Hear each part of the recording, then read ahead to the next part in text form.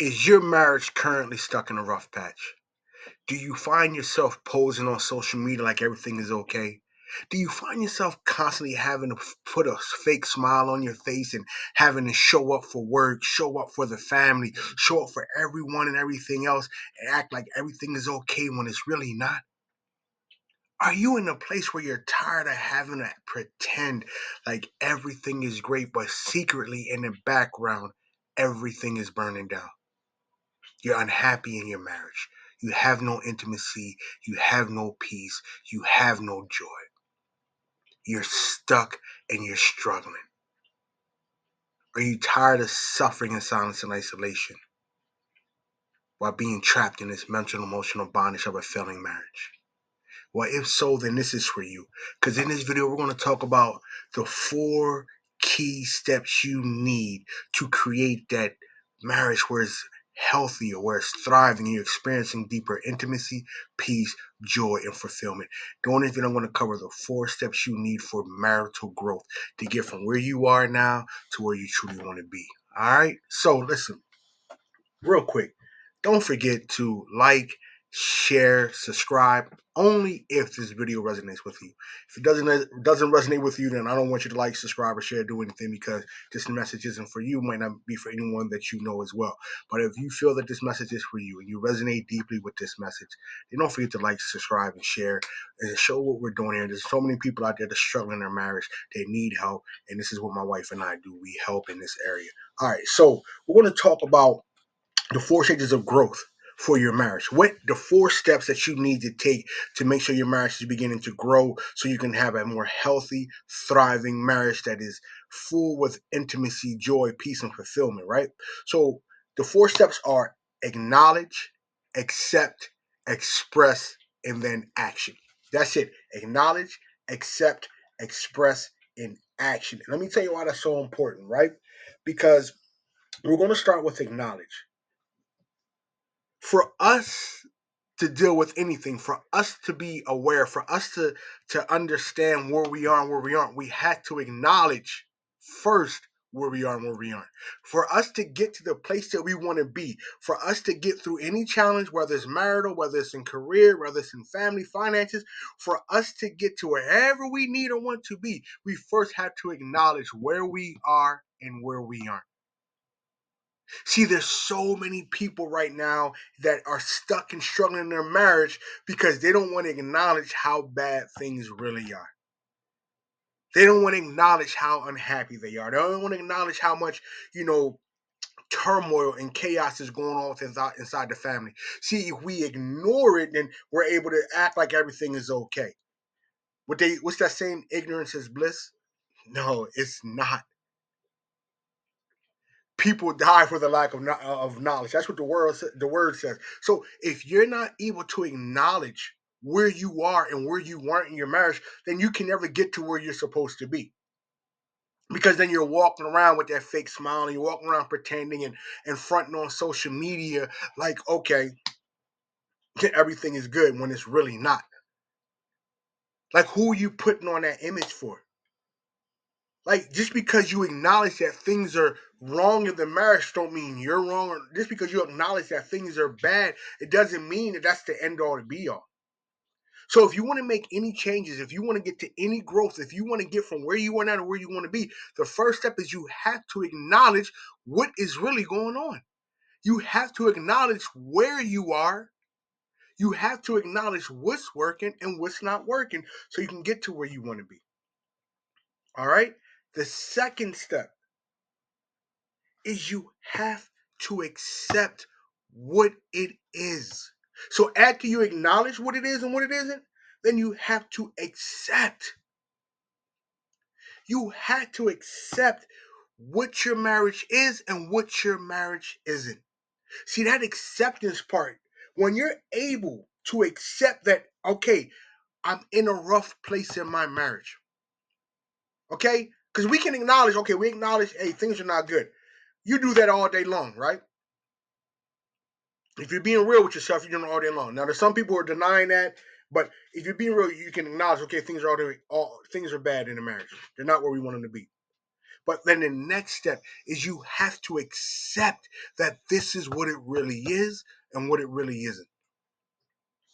You had to accept that, hey, we're in a tough place. Because once you're able to accept that,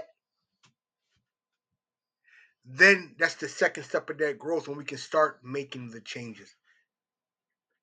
Like if you're not willing to accept how bad things are, if you're not willing to accept that how far off you guys really got or how far you guys drifted apart, then there's nothing else that can really be done about it.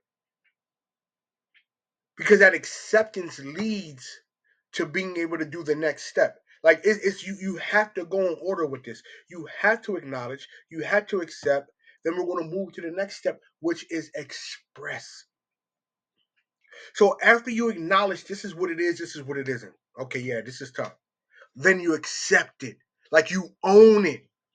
Okay, my marriage is really in a bad place. I accept that. This is real. This is reality. I'm not happy right now. I don't have joy. I don't have peace in my marriage.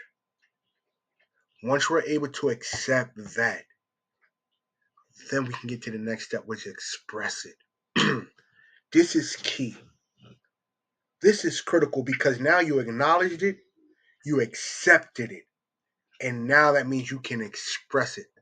You can tell your partner, and there's ways that we encourage our mentees to do that, but we need to sit down and have a conversation about where we really are in our marriage. And a lot of times people don't want to hear this, they don't want to have this conversation.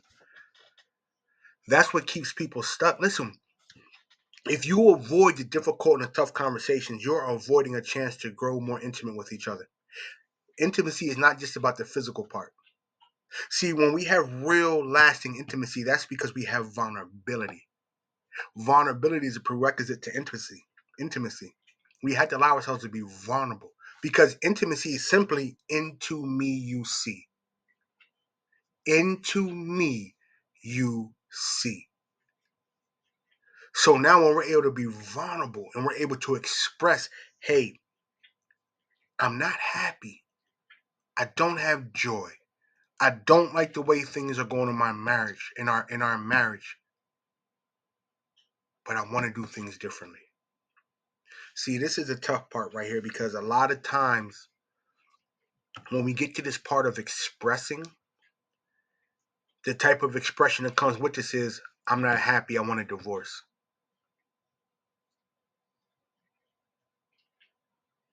I'm not happy, I want to leave.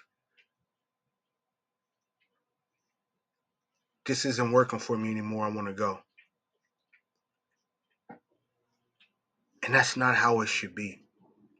See, the thing about it is when you acknowledge that what things really are and what they aren't, and then you accept it. The critical piece of acceptance is meaning that, okay, I understand that we got to this place. I understand. I accept that we're here. I accept my role in getting us here. I accept what things really are and what they aren't. And now I also accept that we can do things differently. That's the key part of acceptance. That things don't have to stay the way they are. It's some things I did or did not do that got us here. I accept the role I played in our marriage being in the shape that it's in right now. I accept that we're not where we said we wanted to be based on when we took our vows. I don't care if that was like yesterday, last year, 20 years, or 50 years ago. We have not held that standard. We have not done the things that we said we were going to do when we took our vows, and that's why we're so far apart right now. See, when we accept those things, then we can start expressing it, and then when we express it, we talk about where we are, where we aren't, but where we want to go, what we're willing to do differently. The answer is just not about, hey, I want to leave. Mm-mm. When we express the challenges that we're having, when we express, like, we don't have joy, I'm unhappy, things are lacking, like, You're not supposed to walk around this life just surviving. You're not supposed to be in your marriage just making it, just holding on for the family, just going to work, just coming home, just scrolling on social media at the end of the night. No passion, no desire, no spontaneity in your marriage. You're not just supposed to survive. But if we don't acknowledge, accept, and start expressing the things that are going on, we're going to continue to stay stuck. Or if the only time that you want to express what's going on is you're fighting and screaming and yelling and arguing, that's not effective expression. That's not effective communication. Because effective communication is always solution focused and results oriented. Hear me. Effective communication is always solution focused and results oriented. Once again, effective communication is always solutions focused and results oriented. Why is that important? Because when my wife and I, when we sit down and talk about our challenges, our issues, which we do often, especially, we do that. We have a scheduled time once a week where we check in about how we've been showing up, right? And we rate ourselves on a scale of 1 through 10. She asked me, I asked her, how have I been showing up as a husband on a scale of 1 through 10? Whether it's a 2, 5, 7, 8, 9, whatever. I accept what it is. Then I ask her, what can I do to make it a 10? What can I do to be a 10 next week? Right? She effectively communicates that to me. Because once again, solution focused, results oriented. So when you sit down and talk to your spouse, hey, we're struggling right now. You just can't sit down and play the blame game. You can't sit down and just start pointing out everything that your spouse is doing wrong. Like, we have to express, yes, where we are. But the purpose of this conversation is for us to accept, acknowledge where we are, express, and get to a place where we can start doing things differently. It's not a bashing session. It's not a finger pointing session. It's not playing the blame game. It's for us to acknowledge, take accountability for where we are, how we contributed to this as individuals, and what we need to do differently. When you're able to express those things, then you're able to get to a place now where it's like, okay, this is where we are. This is where we aren't. Now, what are we going to do differently? And that's going to lead us to the last step, taking massive, knowledgeable action. Taking massive, knowledgeable action. Well, what does that look like? I'm going to be honest with you. You guys got yourself into your marital issues. You can't get yourself out. I'm going to be real. It's your thinking. It's the way of doing things that got you in here. So you're not going to be able to get yourself out. It's time to get help. Like, to take that action, it's about getting the tools, the support, the encouragement, the resources, but also the accountability you guys need to get from where you are now to where you want to be. It's time to learn new tools. Listen, struggles in marriage are going to happen. We're not talking about marital challenges. Like, hold on, the challenges are not the issue in our marriage. Challenges are never the issues in marriage. Conflict is never the issues in marriage. You know what the issue is? How we choose to deal with the conflict and the challenges. How we react versus respond to the. So many times we think that the conflict and challenge is our spouse. We think, like, if that person would just change, everything would be okay. No,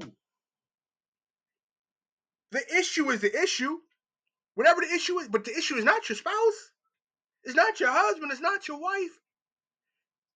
It's the issue, whatever that is. But then what turns into the bigger issue is how you guys choose to respond and react to it. See, the most important thing is, and one thing my wife and I had to realize is that we had to come together. So it is her and I versus the issue. It's never her versus me and me versus her, but that's what the enemy wants. So now, massive knowledgeable action. What does that look like? Getting help. All right, getting help. Prior to that part, though, and this is like the type of help that we provide. The first thing we focus on is getting husbands and wives aligned back with God's design for their marriage. So the first thing you have to do, a part of that massive knowledgeable action, is yielding and submitting to God's will and way for your marriage, as an individual and as a couple. That's the most important thing. Your way isn't working. You're doing it your way, and look at it. What it's like. You acknowledge it. You accepted it. Like, look what it is producing. Your way is not working. So now it's time to do it another way. It's time to yield and submit to God's own way for your marriage as an individual and as couples. That's the starting place.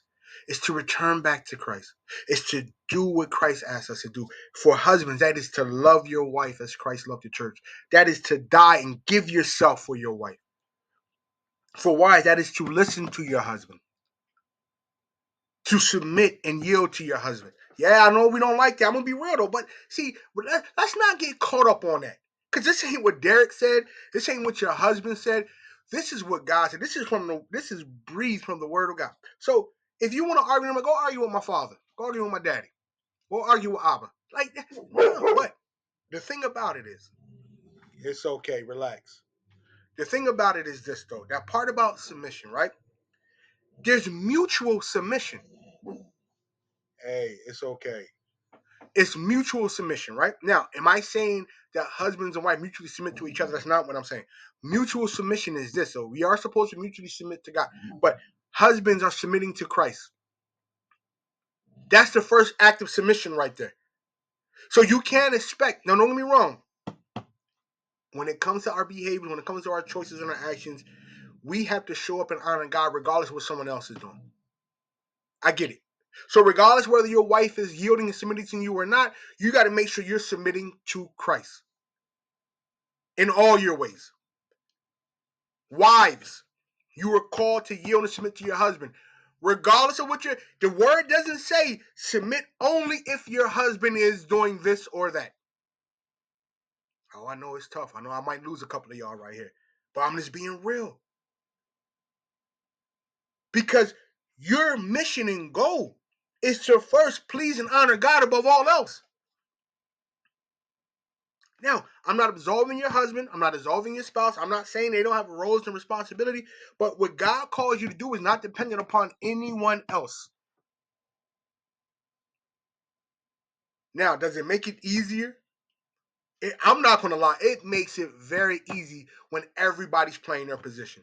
It makes it easier for my wife to yield and submit to me because she knows I'm yielded and submitted to Christ. Yes, we're not going to front about that. We're not going to act like like that doesn't help. That's the bonus part of it. Yes, it makes it easier for me to do my part because I know my wife is yielded and submitted to Christ as well. I know where my wife's heart is at. It makes it easier for me to be vulnerable, to talk to my wife, to trust my wife with things because I know where her heart is at. It makes it easier for my wife to trust me, to yield to me, to follow me because she knows in my heart that she knows who's leading me. It makes it easier for me to serve my wife with everything that I am. One, because that means I'm pleasing and honoring God first and foremost. It makes it easier for me to show up for my wife when I'm mad, angry, upset, disappointed. Doesn't matter. I'm going to serve my wife regardless because that's what God calls me to do. Now, it does make it easier because my wife is yielding and submitted to me. Times when she's mad, knock it off. Times when she's mad or when she's angry or when she's frustrated or upset, I know my wife is still yielding to me. Why? Because she yielded to Christ. So if you're having trouble with submission and serving in your marriage, it starts with first yielding to God's will and way for your marriage. That's it. So I'm not going to spend a lot of time there. But the most important thing is getting back into alignment with Christ. That's the thing that changed our marriage. I'm not going to lie to you. That was the foundation. for the transformation in our marriage. When I came into alignment with who God is calling me to be as a husband, as a man, as a businessman, things changed. Oh my gosh, things changed. When my wife came into alignment with who God was calling her to be as a woman, as a wife, as a business owner, did things change? Does that mean we still don't like that? We don't have confidence. We don't have time. No, it just means we handle them better because we're yielded to God. We have a vision of what our marriage is supposed to look like. We have standards, and you hear me say, if you watch anything that we do, you hear me talk all the time about our mission, our vision, and our purpose for our marriage. Our standards. A kingdom-driven marriage is guided by kingdom-driven principles. We stand on kingdom business around here. So when it comes down to challenges or conflict, we don't focus on who's right or who's wrong, who did what or who did this. No, no. What we focus on is what's right and what's wrong, based on our kingdom-driven principles, mission, vision, and purpose. Oh, that makes dealing with conflict so much easier. Because now we ain't get caught up in arguing. It's not a me thing or a her thing. It's an issue thing, and we know how we deal with the issue because we go by standards, we go by principles. So what I want you to focus on, if you're struggling, you have to acknowledge, you have to accept, you have to express, and you have to take that massive knowledge with action. What does it begin with? Yielding to God. Submitting to God is one way for your life and for your marriage, collectively and individually. Then reaching out for help. You cannot do this on your own. You can't. If you're in a place where you are so unhappy, where you have no peace or no joy, you need to get help. The enemy wants you to stay in isolation. He wants you to keep your marital challenges to yourself. He wants you to not talk about it, not to go out there and help, because that's going to keep you guys stuck and fighting each other instead of fighting the issue. You and your spouse are not the issue. It's how you handle things that are the issue. But if you stay silent, if you stay suffering, if you stay stuck and you stay quiet and you stay in isolation, you don't admit, you don't acknowledge and accept and express where you are, then you can't take the necessary action, get the necessary help, the encouragement, the support, the tools, and the resources to build a healthier and thriving kingdom-driven marriage where you're experiencing deeper intimacy, joy, peace, passion, and fulfillment. The devil wants you to go at this alone. Oh, you can't tell nobody about what you're going through. That secrecy is the enemy's playground. Don't tell nobody. People going to judge. No, don't get me wrong. You can't tell everybody about your issues, but you have to find people that are trusted, people that are going to meet you with care, with encouragement, with radical empathy and support, but also accountability. You can't do this alone. You're not designed. We weren't designed to do this alone. Let me tell you how deep this is. When we was in our worst point, we had marriage mentors. And what they did is they climbed up the ladder to get to where they are, and they dropped the ladder down to help bring us up. And now we're doing the same thing. We're lowering the ladder to help other married Christians get to where they're supposed to be in their marriage, in their lives, in their career, their health, their family. That's what we're doing. So if you're stuck and struggling right now, you're suffering in silence and isolation, you know your marriage is not where you want it to be. You know your marriage is not reflective of the love of God and what this is supposed to be like. You know that you're not reflecting the love of Christ in your marriage. You know you don't have peace, you don't have intimacy, you don't have joy, you don't have fulfillment in your marriage. Stop doing what you're doing and reach out. Reach out. I don't care. Even if you want to talk to me, I don't care. You have to talk to my wife and I.